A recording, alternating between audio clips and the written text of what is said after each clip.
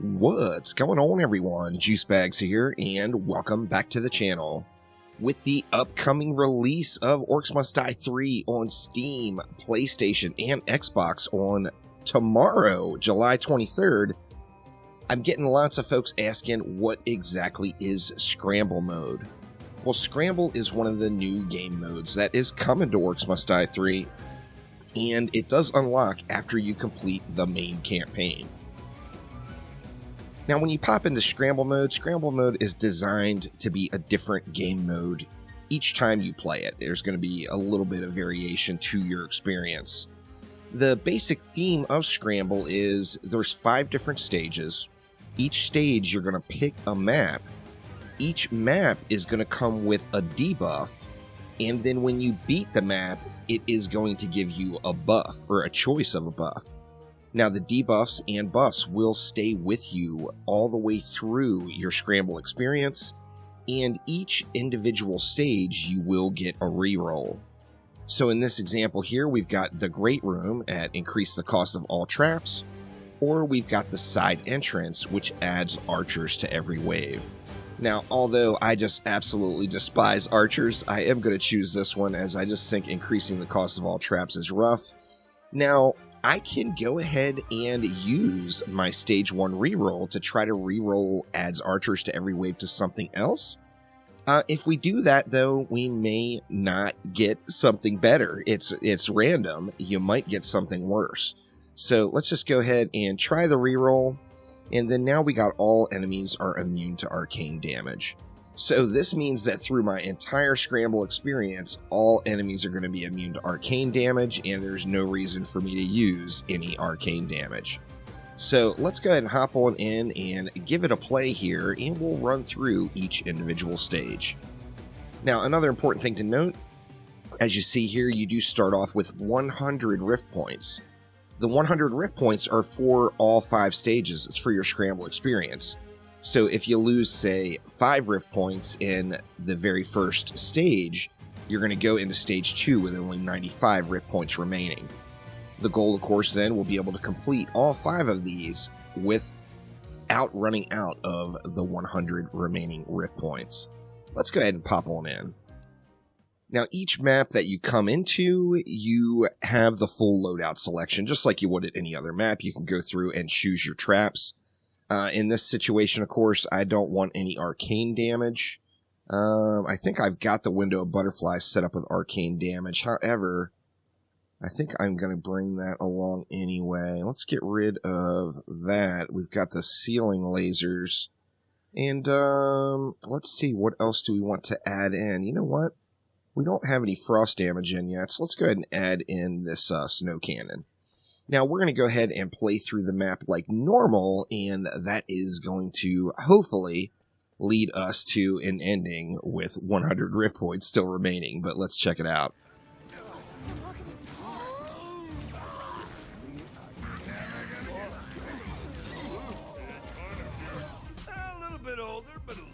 Alright, so we managed to complete our very first stage. So now, as we go through and take a look at what's to come, well, you see we get a choice of one of 3 different buffs. Headshot kills always cause pickup drops, reduces the cost of floor traps by half, player has constant AoE physical damage. Well, as a big trap lover, I am going to go ahead and choose reduce the cost of floor traps by half, and now that buff is going to stay with me the entire time. Now, if we go ahead and continue on along, we see we get the next set of debuffs or map choices. So we've got add Mongrafel to every wave. This is, of course, one of the bosses from the war scenarios. We've got coastal hallways with double all null health. So this one's a tough one here. I think either way I would probably want to re-roll it. But I am going to go with... I think I'm going to go with the Colosseum. And then I'm going to use my Stage 2 reroll on getting rid of this. So let's go ahead and reroll to something else. Increases the mana cost of all weapons. That's not exactly the end of the world. It's not fantastic. but this will give us, our next set of modifiers. Now remember, all these buffs and debuffs are going to stay with us through the entire experience. Now it's also important to note, in between each wave, you can go through and make any changes you need to your setups, so it won't be a problem tweaking your builds. Let's go ahead and pop on into the Coliseum for the next map here.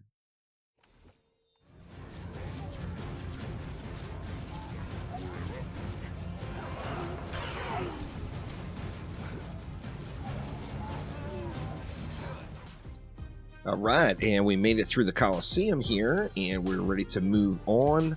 That was Tier 2. Now here we got to reduce the cost of ceiling traps by half. Player maximum mana is doubled. That seems pretty huge.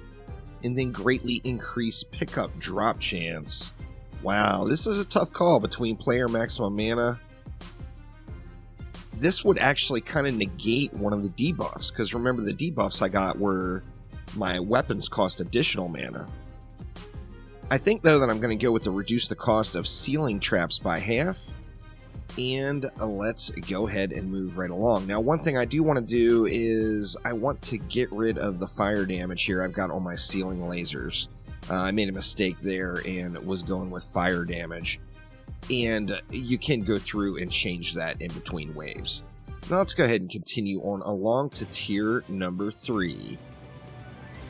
Now, Tier 3 is always going to be a war scenario. Here we got the choice between the Lava Pits, all enemies are immune to slow, or Canyon Keep increases all enemies' health. I'm going to go ahead and go with the Lava Pits, and then what do I want to use my reroll? See, we got the Arcane Damage, increases mana cost to all weapons. I think we're going to reroll this immune to slow. That one seems a little bit worse, so let's go ahead and give that one a reroll. Greatly increases all ranged enemy damage. Alright, so we're going to make sure, definitely want to make sure we stay away from those ranged enemies. And let's hop on into the Lava Pits and give it a run here.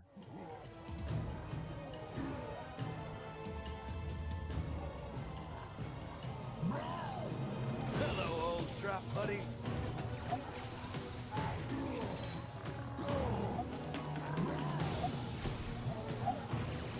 Is that it?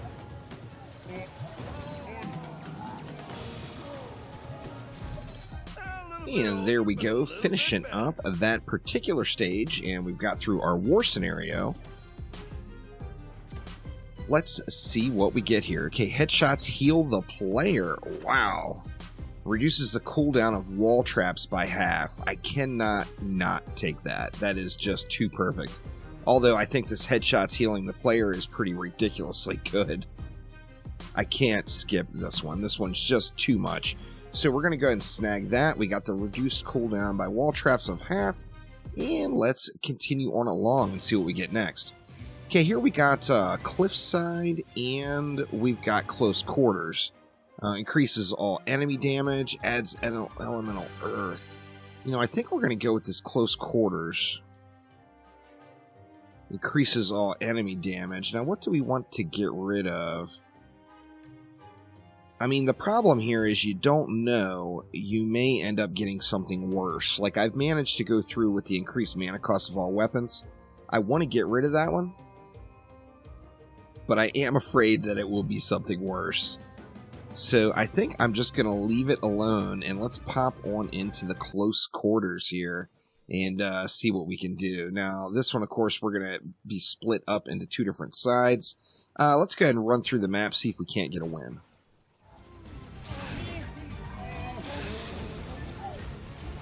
If I had a delicious beverage, I would toast myself right now. And here we are wrapping up the 4th map. Now, a super important part that I forgot to mention altogether is once you get past the war scenario in your Scramble, it is switched over to Rift Lord difficulty. Meaning, you're now on Rift Lord mode. I mean, what can you do? Now, holy crap, would you look at this. My favorite thing in the entire world, the Jar of Ghosts. Cooldown by half.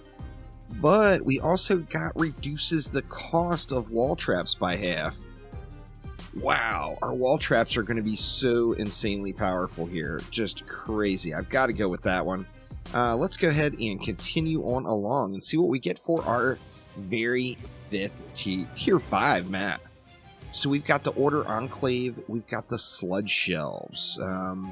All enemies are immune to ice damage. We're going to want to roll that, but I think I'm going to take the Sludge Shelves. Now, let's see. All enemies are immune to ice damage. Well, I've already got immune to arcane. I don't want immune to ice as well. So, let's try to re-roll this one. Barricade cost is increased. Alright, so that's not the end of the world there. We will get through that one, especially considering we've got this one reduces the cost of floor traps by half. So, I think those two, as far as the barricades go, will kind of be a wash. Let's pop into the Sludge Shelves and see if we can't get this done. Now, once again, remember, this is Rift Lord difficulty now, so you need to take that in mind as, the difficulty is going to be much, much greater here continuing into this one. So, let's see. How do we want to do this? I actually feel like maybe I started a little bit too far forward. Let's go right here. And let's build this one out, see if we can't win this map here. You guys saw that, right?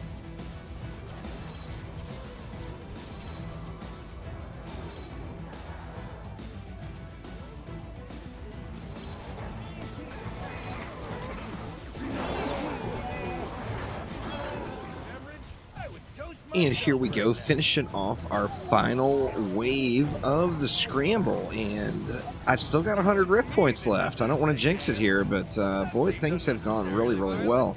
I've been loving stacking the ceiling lasers with some of these new snow cannons. Just really, really good. Loving it. Absolutely loving it. So the new additions to the game have been fantastic. Scramble mode is a lot of fun. It's a ton of fun as well, getting that additional power. I mean, you get the debuffs, but remember you get buffs as well. So you get to really see your kill boxes shine through some of the buffs that they all get. You see down here, we've went tar, brimstone on the ground. We're freezing them. I've got some snow cannons in as kind of a last resort freeze. And then we've got ceiling lasers out the wazoo. And it has just completely annihilated this lower lane right here. So it's been good stuff there. Those cannons are so dang cool. I am really, really anxious to try to work them into a high scoring type situation. But we are down to one armored ogre, I believe. So let's get this guy wrecked. And there we go. Our scramble, or this scramble, is completed. So it's going to go ahead and add up your score all together. It's going to award you all the skulls and everything there. If we continue on, we're going to see a new high score for myself, as it will break down, or it will give you a total score combined. So 5.4 million for this scramble. That, of course, is tracked on the leaderboard for those that are into that sort of thing. And it just kind of gives you an overview of the experience you had, how much time you spent. You see, that one took me 66 minutes. With me taking all that increased damage, I did have 13 player deaths, but did manage to finish with 100 Rift points remaining. Now, what next? What do you do now? Well, you can just hit play again, and it's going to reset your scramble and give you an entirely new experience. So, kind of unlimited replayability in the Scramble mode in Orcs Must Die 3. So, I think this is the biggest question people have been asking me, is what is Scramble mode? And then, once again, Orcs Must Die 3 launches on Xbox, PlayStation, and Steam this Friday. So thank you all so much for watching, and I will see ya next time around. Take it easy.